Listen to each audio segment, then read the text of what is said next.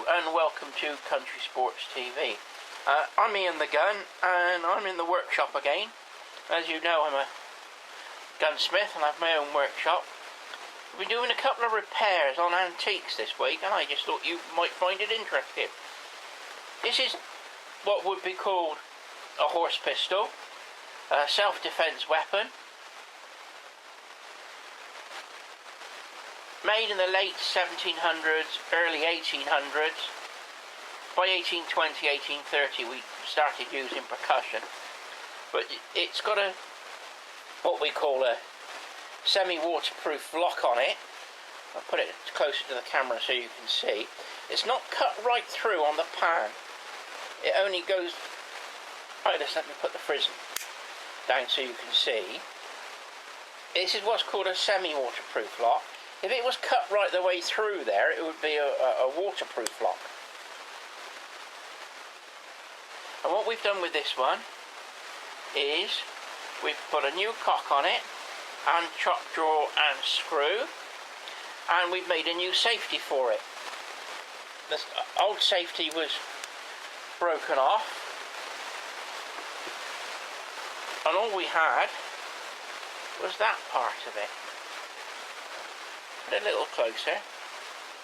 The thumb part on the end there had broken off, and we had to build a new one from scratch, which we can do. We've done these before. Started off doing this when I was an apprentice, 35 years, 40 years ago. But that was an interesting project, and it looks in keeping, and a very nice pistol. It's in good condition for its age. The next job in the workshop was to put a new spring and a bridle on a flintlock. Now this lock is what's called an East Indian Company patent. EIC, if you see it in an auction, you'll see EIC, and that is East Indian Company. It's the same pattern as the early Brown Besses and the Tower lock, but it's made very, very cheaply. As you can see, it's still got the file marks. This is a cast spring, and it's still got the file marks on it from the original spring. They were never finished off, they were just roughly cut out. I suppose it's like buying cheap cars. You've got cars with all the trimming and radios and CDs in, and then you've just got a car with just the basic 2 wheels and an engine. Well, this is just the 2 wheels and an engine job.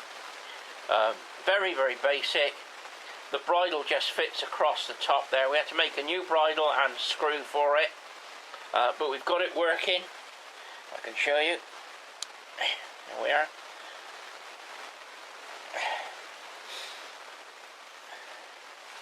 Well, that's on an Indian pattern. Like I said, it was East Indian Company pattern dragoon pistol. It wasn't working, it was all in parts, and we've got it back up together. Interesting thing on this, I don't know if it'll show on the camera, but there's 2 rivet holes there, and on the other side as well. You can see it. It's not so obvious on there, but you can see 2 round rivet holes, and that's where what they've done is where it's been used and the flint has scraped the face. What they've done is put a new face on it, and this would have been done 1800s, 1820s. This lock would date back to round about 1740, 1760. And the other thing we're doing in the workshop, just as that some of you might find interesting, is we're building a wheel lock. I fitted the pan lot. This all comes as castings.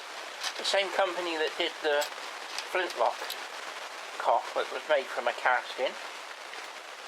That's the bridle for it. I'll put it on the right way around. That's the bridle for it that goes on there. Got a spindle in there. We're missing the mainspring. I haven't got that one yet. The guy that cast them cast the stuff up together so I could take this to the Midland Game Fair and start building it and making it up. That's the pan cover.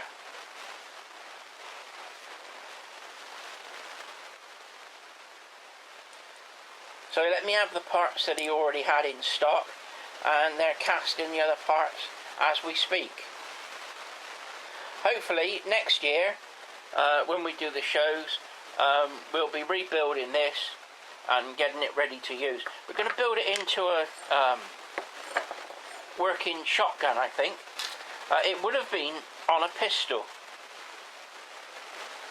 but as I do historical firearms demonstrations, what we thought we would do is get it working, and instead of putting it on a pistol, put it on a small shotgun, 20 bore or even 28 bore, real small one, and that would be in keeping with the smaller lock. That's the cock or hammer spring.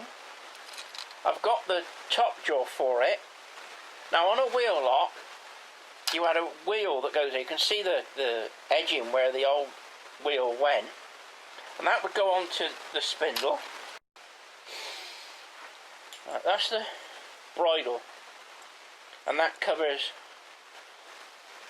the wheel, and that stops it coming off.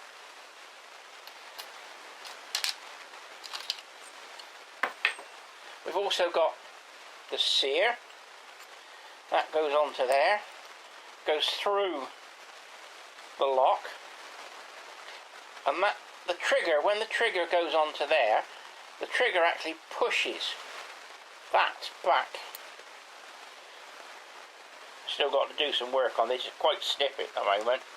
I've still got to open it up, but until I've got the linkage that goes onto there and the trip on the sear, then we can't really do anything now. We'll just leave it stiff until we know where we've got to take it off. But there you are. That's what we're doing in the workshop. Lots of interesting stuff. And if you know anybody who wants me to do a historical firearms demonstration, wheel locks to flint locks to percussion to the modern shotgun, just email me and we can have a chat. This is Ian the Gun signing off, and safe shooting.